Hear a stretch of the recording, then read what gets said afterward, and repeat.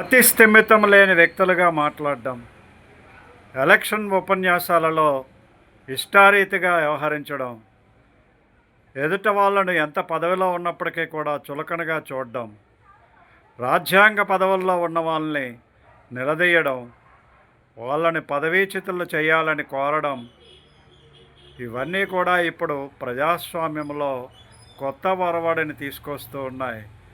రాజకీయ నాయకుల స్టాండర్డ్ ఏ విధంగా దిగజారుతున్నాయో మనకు వాళ్ళ బిహేవియర్ బట్టి మనకు అర్థమవుతున్నది.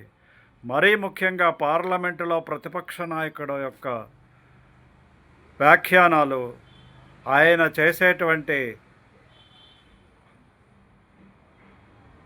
విషయ పరిజ్ఞానం లేనటువంటి విషయాలను స్పృశించడం, ప్రతి దానిపైన పేచీ పెట్టే విధంగా వ్యవహరించడం, తెలియనటువంటి విషయాలను కూడా తెలుసును అని చెప్పుకునేటట్టు ఈ యొక్క కాన్స్టిట్యూషన్ పట్టుకొని ఇంకెవరికీ కాన్స్టిట్యూషన్ గురించి అవగాహన లేదు అన్నట్టుగా మాట్లాడడం, దాన్ని ఆదర్శంగా తీసుకున్న కాంగ్రెస్ అధ్యక్షుడు కానీ లేదా కాంగ్రెస్లో ఉండేటువంటి మిగతా సభ్యులు కానీ అందరి మీద నోరేసుకొని పడ్డం, ప్రధానమంత్రి కానీ ప్రెసిడెంట్ను కానీ గౌరవించకుండా మాట్లాడడం, నోటీసులు రాజ్యాంగబద్ధంగా వాళ్ళ మీద చర్యలు తీసుకోవడానికి ముందుకొచ్చినప్పుడు నోటీసులకు ఏదో జవాబు చెప్పి పక్కకు తొలగడం, దాన్ని పెద్దది చేయడం ఎందుకులే అని చెప్పేసి దాన్ని అంతటితో ఆపేయడం, కాంప్రమైజులు చేసుకోవడం మన ప్రజాస్వామ్య వ్యవస్థలో సర్వసామాన్యం అయిపోయింది.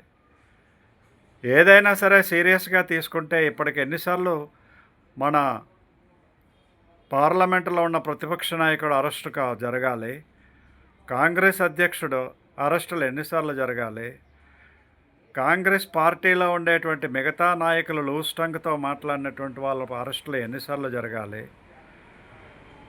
ఈ ఉద్రేకాలతో ఇష్టానురీతం మాట్లాడినటువంటి సెంటిమెంట్ రగిలించేటువంటి ప్రాంతీయ పార్టీ నాయకులు ఎంతమందిని అరెస్టులు చేయాలి, ఇవన్నీ కనుక చూసినట్లయితే కోకొల్లలు.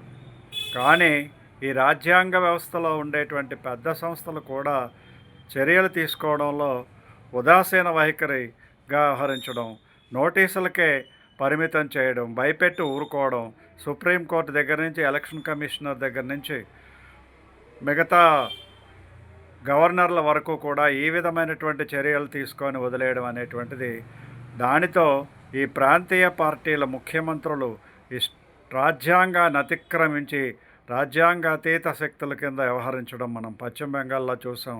కేసీఆర్, రేవంత్ రెడ్డి, చంద్రబాబు నాయుడు లేదా స్టాలిను, కాంగ్రెస్ గవర్నమెంట్లో పనిచేసేటువంటి ప్రతి ముఖ్యమంత్రి అదేదో ప్రత్యేకమైనటువంటి వ్యక్తుల కింద వ్యవహరించేటువంటి విధానాలు మనం చూస్తూ వస్తున్నాం.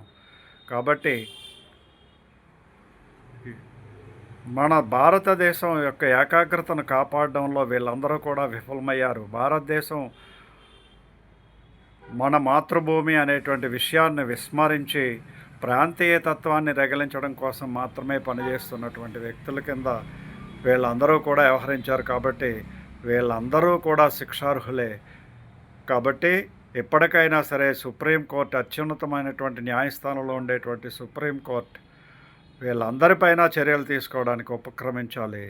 మరి ఎవ్వరూ కూడా ఫ్యూచర్లో ఇటువంటి వ్యాఖ్యానాలు చేయకుండా, వ్యవహరించకుండా ఉండేటట్టుగా క్రమశిక్షణ కలిగే విధంగా ఈ యొక్క చట్టాలను రూపొందించాలి అని చెప్పి సిటిజన్స్ ఫోరం కోరుతున్నది. జై హింద్, జై భారత్.